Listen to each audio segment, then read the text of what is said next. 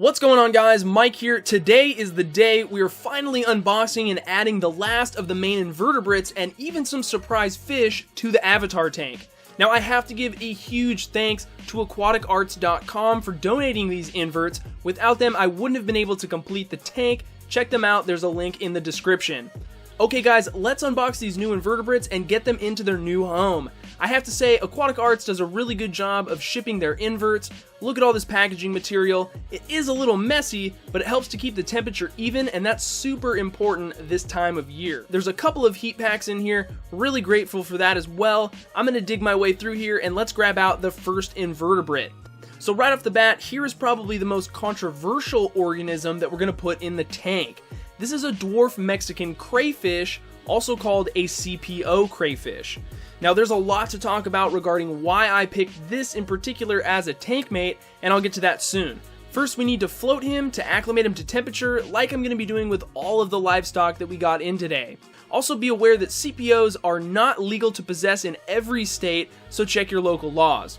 You guys will probably remember that I don't have a lot of space to work with here in the Avatar tank, so I'm also going to have to be floating some of the shrimp and inverts in my 90 gallon, which is at the same temperature. Next up is the female CPO crayfish that completes the mating pair that I got. I know some of you are probably thinking I'm crazy for adding these, but again, we'll talk about it soon. Next, we have a big bag here that has a few smaller bags inside of it. In here, we have the main attraction for the tank, the little Avatar warriors, which happen to be dream blue velvet shrimp. I got about 10 of these guys, and hopefully they'll end up breeding pretty quick here in their new home and catch up to the fire reds that we put in at the start. Also here we have two large bamboo shrimp. The first one here looks pretty locked up, but it turns out he's just fine after we warm him up a bit as he acclimates.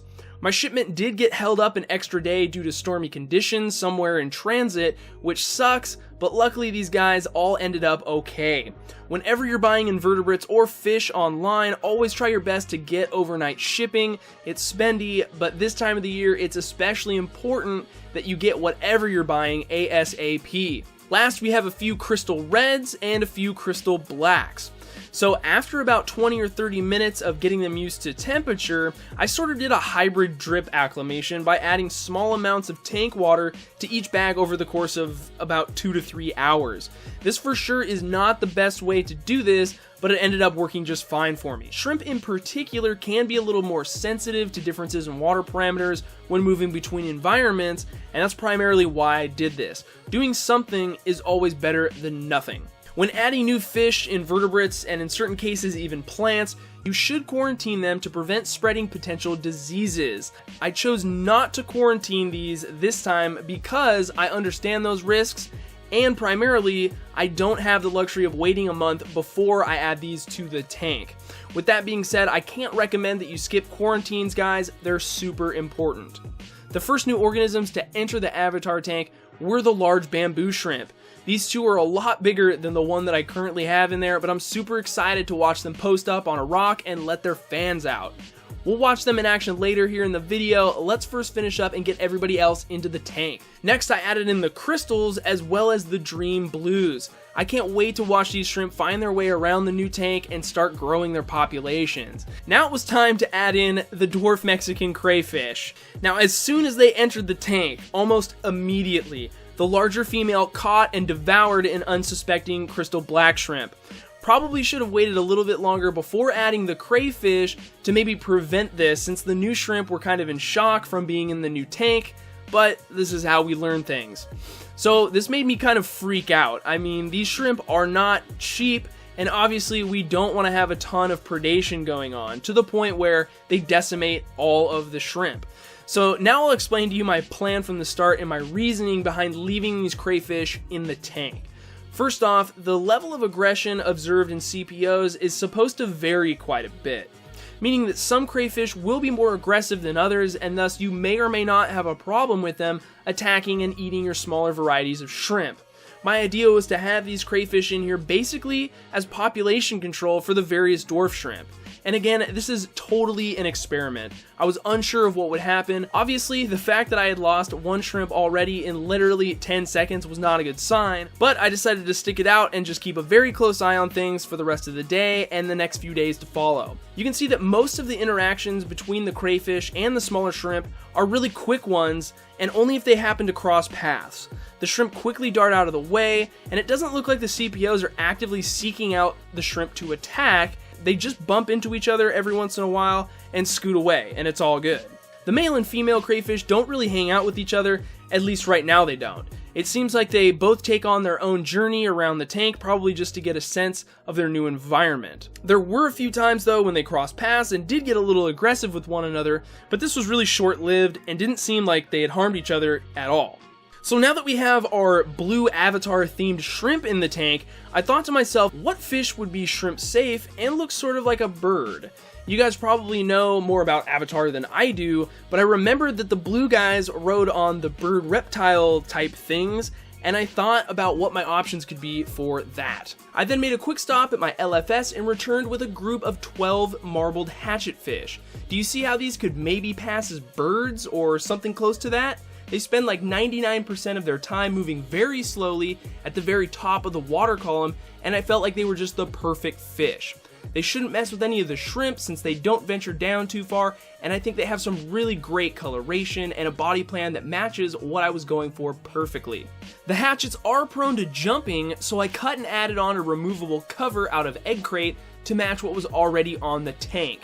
The leftover flake food and bloodworms that I feed these guys will end up being a good source of nutrition for the bamboo shrimp once it's been broken down into tiny bits. Again, I was trying to think all about how this system could thrive in the most natural ways. Since these fish have been introduced to the tank, I haven't had any problems with them getting along with the other inhabitants. And likewise with pretty much everyone else in this tank except the CPOs. But here's the thing. I've been doing counts on the shrimp every few days when I feed them, and numbers haven't been decreasing as far as I can tell. Every few days, maybe twice a week, I have seen the remains of a shrimp or two, but I think things are going to be okay in here shrimp population wise. I think the trick here is going to be to make sure that the crayfish are well fed. They definitely don't give up a wafer to go hunt down a shrimp, and I think that at the end of the day, as long as they're full, I won't have big problems. Another thing I've noticed is that the female crayfish, which is the larger of the two, is the only one that I've actually seen eating a shrimp. Not sure what the deal is with that, it might just be a total coincidence, but I thought it was worth a mention. Since the CPOs were added, there's been active breeding by the Fire Reds and everything is working out pretty well. The Velvet Blues haven't produced any offspring yet, but I have seen a few females with eggs, so I'm crossing my fingers that that happens soon. As long as the crayfish don't mate, then I think things will be okay. Maybe that is really my mistake, having that breeding pair, but like I said, this is just a big experiment and I'm super excited to see what will happen. Survival of the fittest is an understatement here in the Avatar tank. The bamboo shrimp are turning out to be my favorites in this tank though. I moved the power head over so it's blowing on the front of this rock here, and the shrimp pretty much never leave it. If you're unfamiliar with these big shrimp, they're filter feeders and they need to have some decent current. If I remove this pump, then at least one of them will actually crawl up into the output of the HOB to access moving water. They depend on it that much. Aquascape wise, not a ton has changed here, but I did have to replace the Monte Carlo due to melting.